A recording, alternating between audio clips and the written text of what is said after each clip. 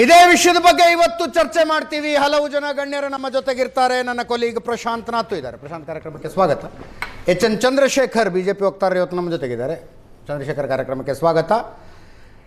ನಿರೀಕ್ಷೆಯಂತೆ ಇವತ್ತಿನ ಚರ್ಚೆಗೆ ವಕ್ತಾರರನ್ನು ಕಳಿಸುವುದಿಲ್ಲ ಅಂತ ಕಾಂಗ್ರೆಸ್ನವರು ಹೇಳಿದ್ದಾರೆ. ಕಾಂಗ್ರೆಸ್ ಶಾಸಕರು ಮತ್ತು ಮಾಜಿ ಸಚಿವರಿಗೆ ಕೊಲೆ ಪ್ರಕರಣದಲ್ಲಿ ಶಿಕ್ಷೆಯಾಗಿರುವಂಥದ್ದು.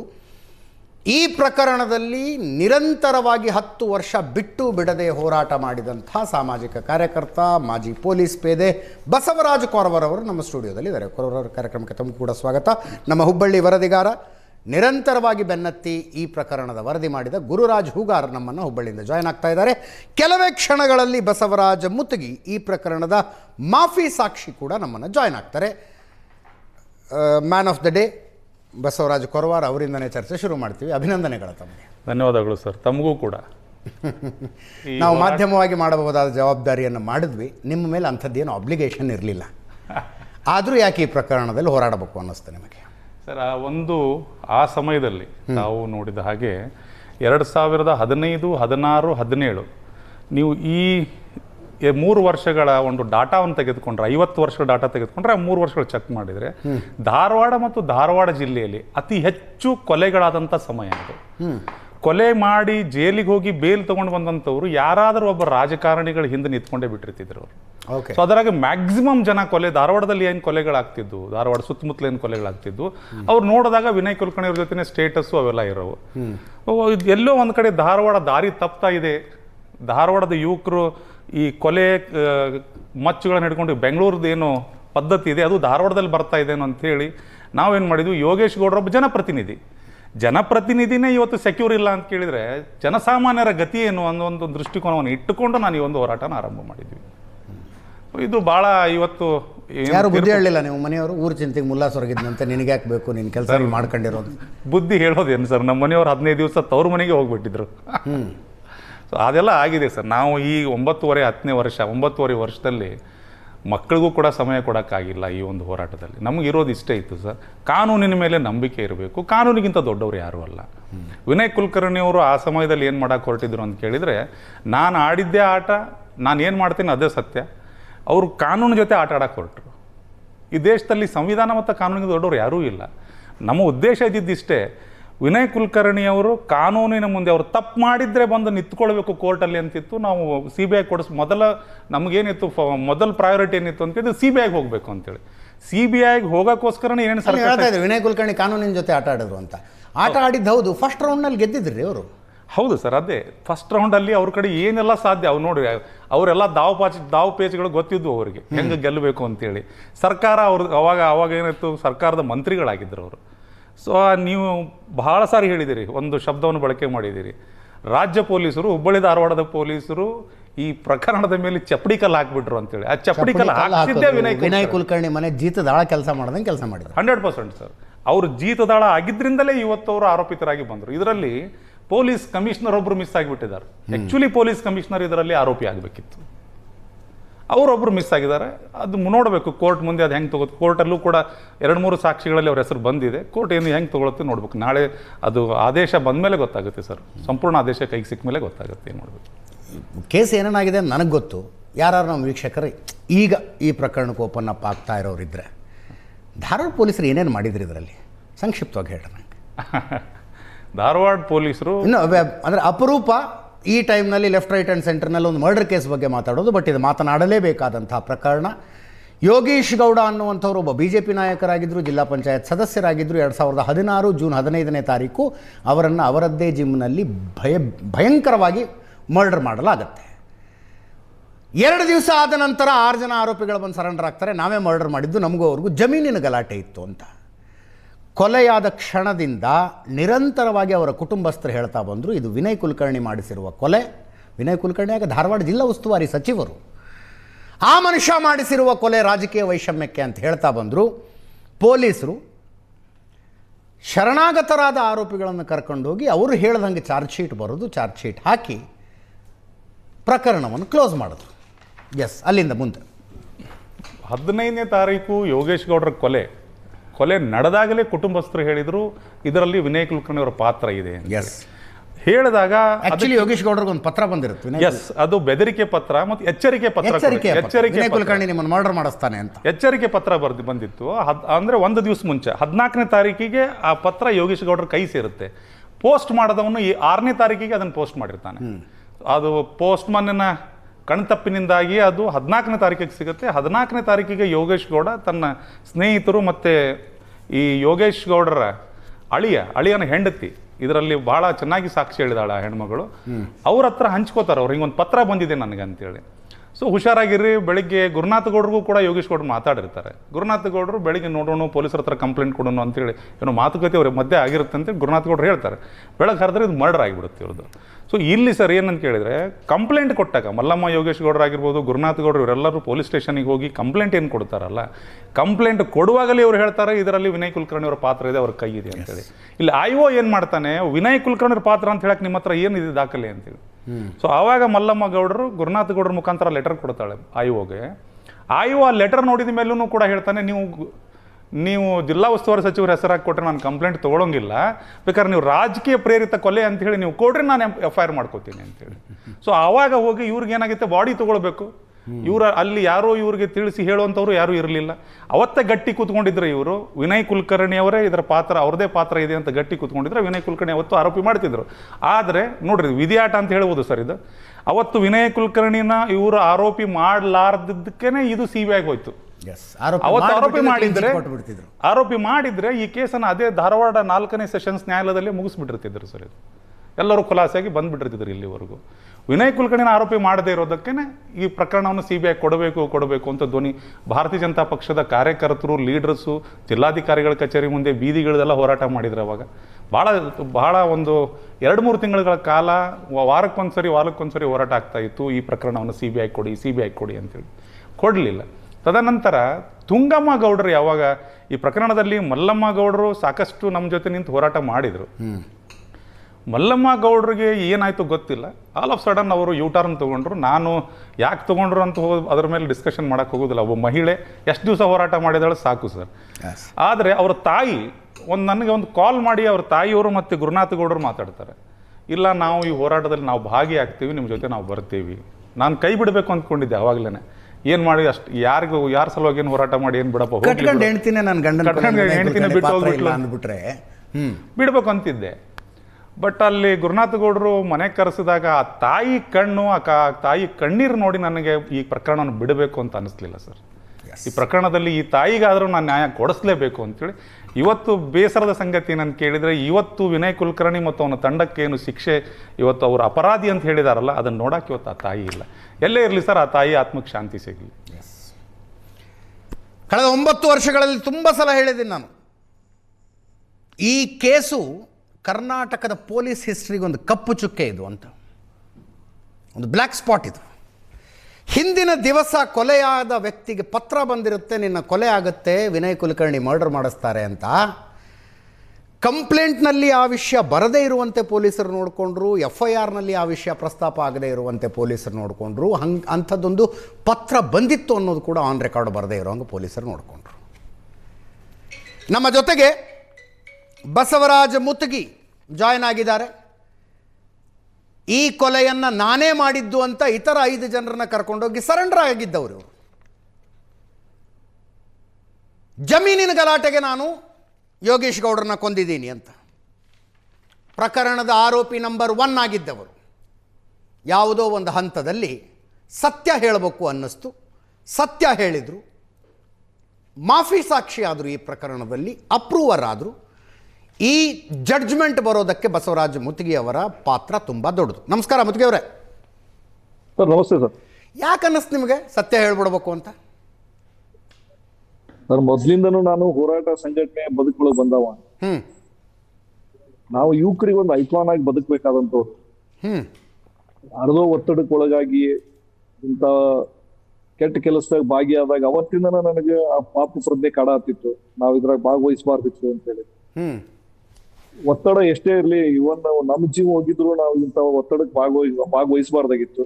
ಬಟ್ ಎಲ್ಲೋ ಒಂದ್ ಕಡೆ ವಯಸ್ಸಾಗಿರೋ ನನ್ನ ತಂದೆ ತಾಯಿಗಳು ನಾನಿಲ್ಲ ಅಂದ್ರೆ ಅನಾಥರಾಗಿ ಬಿಡ್ತಾರ ಅನ್ನೋ ಆ ಒತ್ತಡಕ್ಕೆ ನಾನು ಒಳಗಾಗಿ ನಾ ಭಾಗವಹಿಸ್ಬೇಕಾಗ್ತು. ಹೆಚ್ಚು ಕಡಿಮೆ ಆಗಿದ್ರೆ ತಮ್ಮದು ಕೊಲೆ ಆಗ್ತಿತ್ತು ಅಂತ ಗೊತ್ತಾಯ್ತು ನಮಗೆ. ತಾವು ಸೆಕ್ಯೂರಿಟಿಲಿ ಓಡಾಡ್ತಿದ್ದೀರಿ ಈಗ, CISFನ ಸೆಕ್ಯೂರಿಟಿ.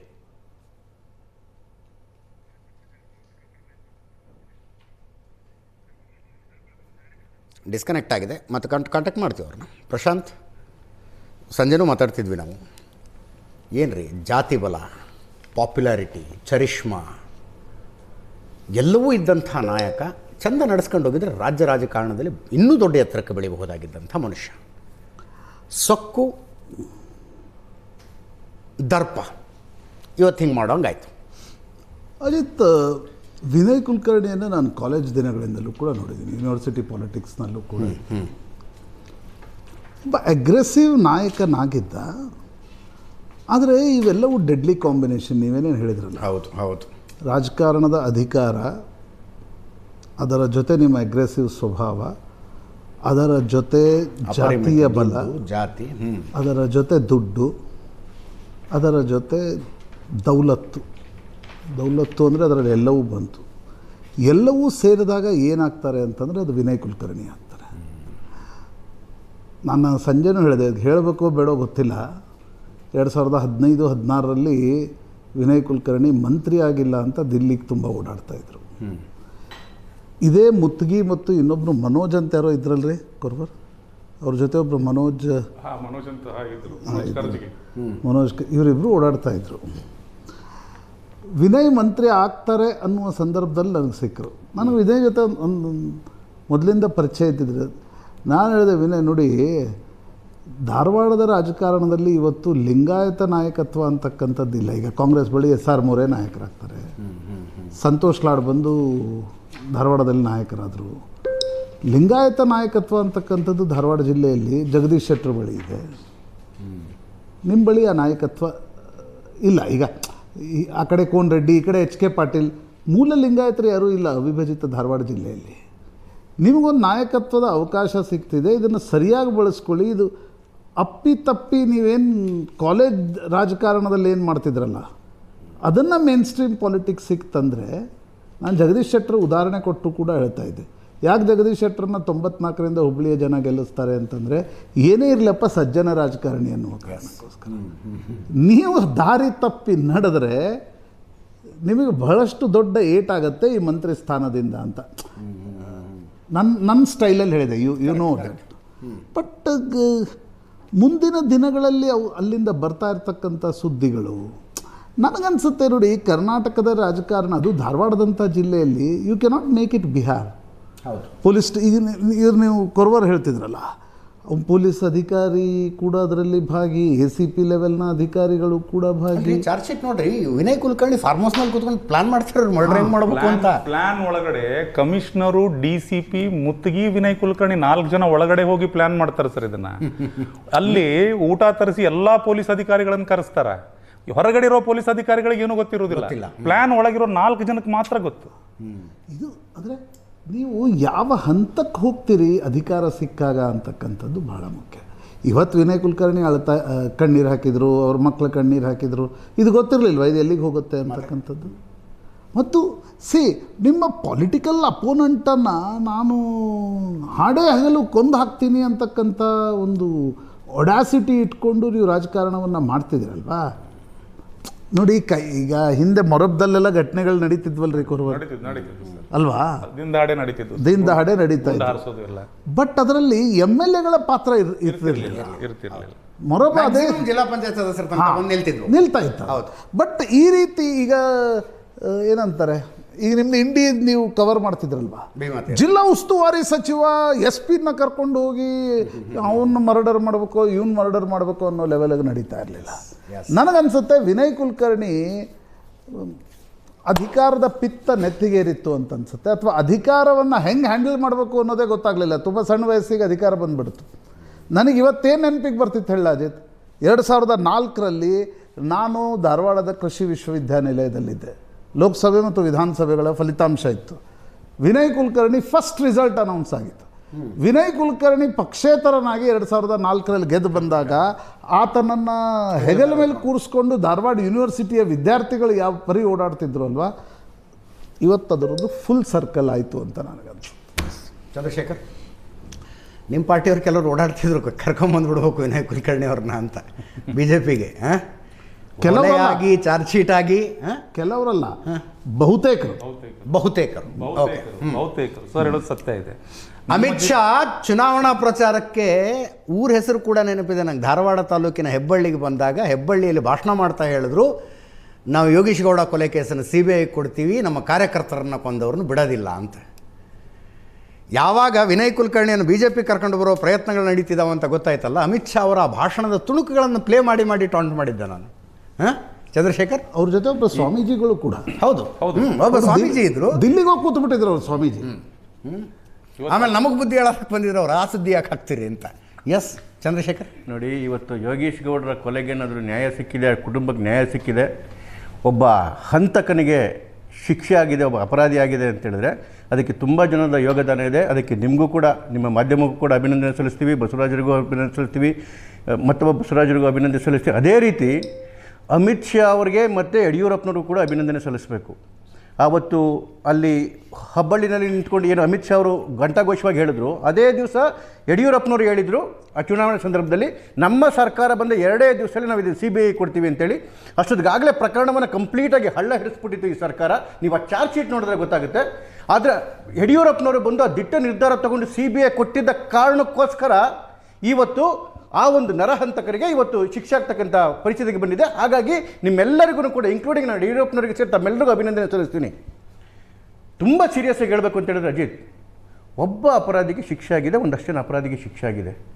ಇನ್ನೊಬ್ಬ ಪ್ರಮುಖ ಅಪರಾಧಿ ಕಾನೂನಿನ ಈ ಏನು ಕೈಕೊಳದಿಂದ ದೂರ ಉಳ್ಕೊಂಡ್ಬಿಟ್ಟಿದ್ದಾರೆ, ಅವ್ರಿಗೆ ಶಿಕ್ಷೆ ಆಗಿಲ್ಲ.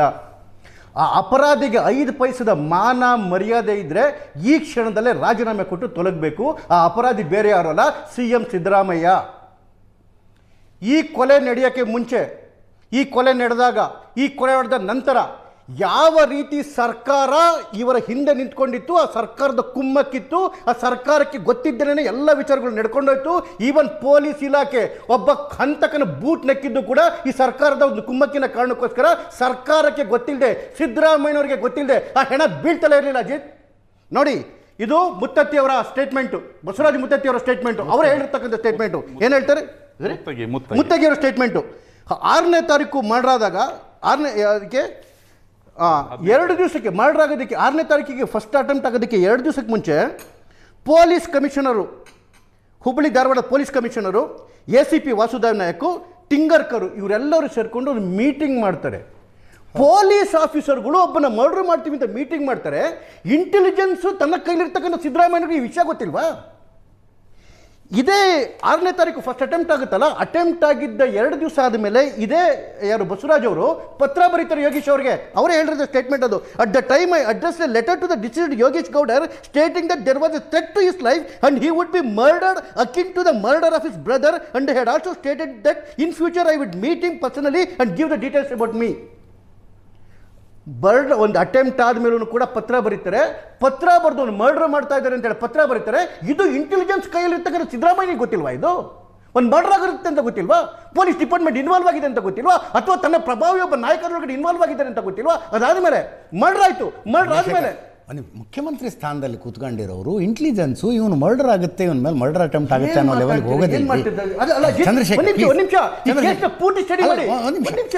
ನೀವು BJP ವಕ್ತಾರರಾಗಿ ಇಲ್ಲಿದ್ದೀರಿ, ಕಾಂಗ್ರೆಸ್ಸನ್ನು ಬೈಬೇಕು, ಬೈರಿ, ಅದಕ್ಕೇನಿಲ್ಲ. ಬಟ್ ನಾನು ಸಿದ್ದರಾಮಯ್ಯ ನನಗೊಬ್ಬ ಪೊಲಿಟಿಕಲ್ ರೈವಲ್ ಇದ್ದಾನೆ, ನಾನು ಮರ್ಡರ್ ಮಾಡಿಸ್ತೀನಿ ಅಂತ ಹೇಳಿ ಹೋಗಿ ಮರ್ಡರ್ ಮಾಡಿಸ್ತಾರೇನ್ರಿ? ಅಲ್ಲಲ್ಲ, ಹೇಳಿಬಿಟ್ಟೆ ಮರ್ಡರ್ ಆಗಿದ್ದಲ್ವಾ? ಅದಾದ್ಮೇಲೆ ಆಯ್ತಲ್ಲ, ಮರ್ಡರ್ ಆಯ್ತಲ್ವಾ?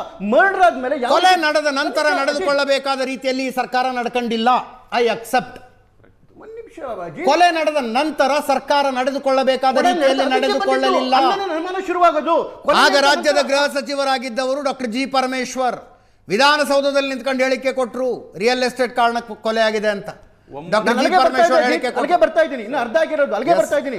ಯಾವುದೋ ಒಂದು ಸಮಾರಂಭ, ಒಂದು ಸಣ್ಣ ಸಮಾರಂಭ ನಡೆದ್ರೆ ಆ ಸಮಾರಂಭದಲ್ಲಿ ಭಾಷಣ ಮಾಡೋರು ಈ ರೀತಿ ಭಾಷಣ ಮಾಡ್ತಾರೆ ಅಂತೇಳಿ ಮುಂಚೆನೇ FIR ಹಾಕಿರ್ತಕ್ಕಂಥ ಅಷ್ಟು ದೊಡ್ಡ ಇಂಟೆಲಿಜೆನ್ಸ್ ಇರೋ ಈ ಸರ್ಕಾರಕ್ಕೆ ಒಂದು ಹೈ ಪ್ರೊಫೈಲ್ ಕೊಲೆ ನಡೀತಾ ಇದೆ. ಅದು 1 ದಿವಸದ 2 ದಿವಸದಲ್ಲ, ಇಡೀ ಪೊಲೀಸ್ ಆಫೀಸರ್ಗಳು ಇನ್ವಾಲ್ವ್ ಆಗ್ತಿದ್ದಾರೆ ಅಂತ ಹೇಳಿದ್ರೆ ಗೊತ್ತಾಗಲ್ಲ ಅಂತ ಹೇಳಿದ್ರೆ that is the failure of the government.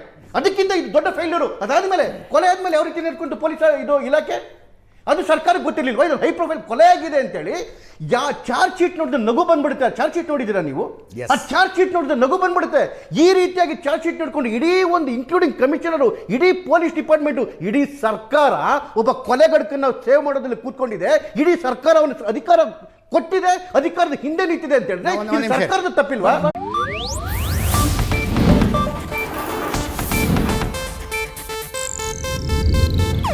ಇದು ಏಷ್ಯಾನೆಟ್ ನ್ಯೂಸ್ ನೆಟ್ವರ್ಕ್ ಪ್ರಸ್ತುತಿ.